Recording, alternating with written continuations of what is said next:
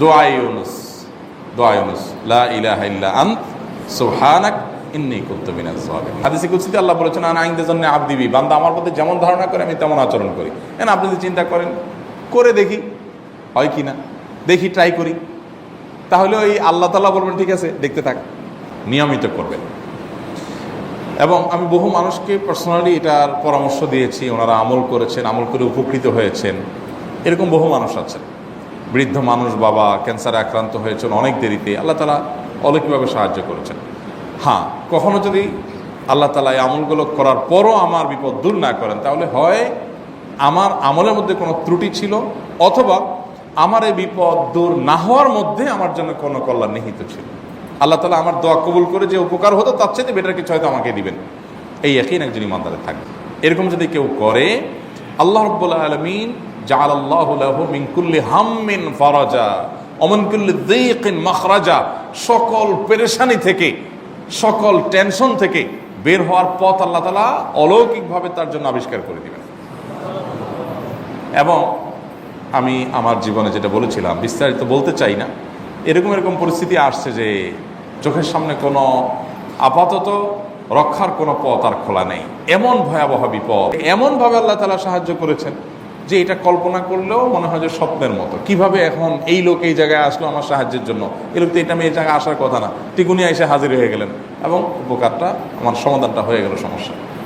তো আলহামদুলিল্লাহ, বহুবার আমি পরীক্ষা করেছি, আর আমার পরীক্ষার 2 পয়সার দাম নাই। হাদিসে বলা আছে, গ্যারান্টি দেওয়া আছে, আমার পরীক্ষা করলেই কি না করলেই এইটা তোমার জন্য যথেষ্ট হয়ে যাবে। তুমি যদি আল্লাহর কাছে আর কোনো দোয়া করতে না, সব পেয়ে যাবে, কিচ্ছু লাগবে না। দেখেছি সুবহানাল্লাহ, গুলির মতো কাজ করে। আজকের ঘটনা, এক ভদ্রলোক সকালে একটা টেলিভিশন চ্যানেলে, বেসরকারি চ্যানেলে প্রোগ্রাম শেষ করে নামছিলাম লিফটে, তো উপস্থাপক উনি বলছিলেন যে ভাই, মানে আমি কিছুদিন আগে একটা ইয়াতে মানে এমন একটা অবস্থা যে এইটা থেকে বের হওয়ার কোনো পথ আর নাই, শুরু করলাম দুরূদ অনবরত, এরপরে আল্লাহ তাআলা আমাকে এমনভাবে উদ্ধার করলেন আমি কল্পনা করতে পারিনি।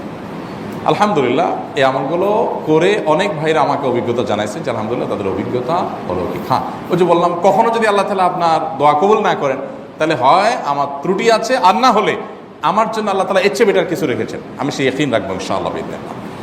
আর এই দোয়াতে সমাধান হবেই হবে, সে বিশ্বাস থাকতে হবে। নবী করিম সাল্লাল্লাহু আলাইহি ওয়াসাল্লাম বলেছেন, হাদিসে কুদসিতে আল্লাহ বলেছেন, আনা ইনদা যান্নি আবদি বি, বান্দা আমার প্রতি যেমন ধারণা করে আমি তেমন আচরণ করি। আপনি যদি চিন্তা করেন, করে দেখি হয় কি না, দেখি ট্রাই করি, তাহলে ওই আল্লাহ তাআলা বলবেন ঠিক আছে দেখতে থাক। আপনি যদি ইয়াকিন করেন যে না, নবী করিম সাল্লাল্লাহু আলাইহি ওয়াসাল্লাম যে বলেছেন, অতএব সেটা হবেই, আর আল্লাহ রাব্বুল আলামিনের কাছে আমি ওইভাবেই চাবো যে আল্লাহ দিবেনই, আমি নিয়েই ছাড়বো ইনশাআল্লাহ। দোয়া ইউনুস, দোয়া ইউনুস, লা ইলাহা ইল্লা আন্ত সুবহানাক ইন্নী কুনতু মিনাজ জালিমিন। দোয়া ইউনুস, লা ইলাহা ইল্লা আন্ত সুবহানাকা ইন্নী কুনতু মিনাজ জালিমিন। আল্লাহ সুবহানাহু ওয়া তাআলা কোরআনে কারীমে এই দোয়ার পরে বলেছেন, ওয়া কাযালিকা নুনজিল মুমিনিন। এই দোয়া পাঠ করার মাধ্যমে ইউনুস আলাইহিস সালামকে পৃথিবীর ইতিহাসের সবচেয়ে অলৌকিক ঘটনা, সকল সায়েন্স, সকল আপনার বিজ্ঞানের তত্ত্ব, সবগুলোকে আপনার সবগুলোর বিপরীতে বা সবগুলোকে আপনার ভুল প্রমাণ করে দিয়ে ওই জায়গাটার জন্য আল্লাহ তাআলা ইউনুস আলাইহিসকে মাছের পেটে ঢোকার পর সেখান থেকে আবার জীবিত রেখে বের করেছেন। অক্সিজেন অভাবে সেখানে এমনি মারা যাওয়ার কথা, আরও নানা কারণে মারা যাওয়ার কথা, তাই না?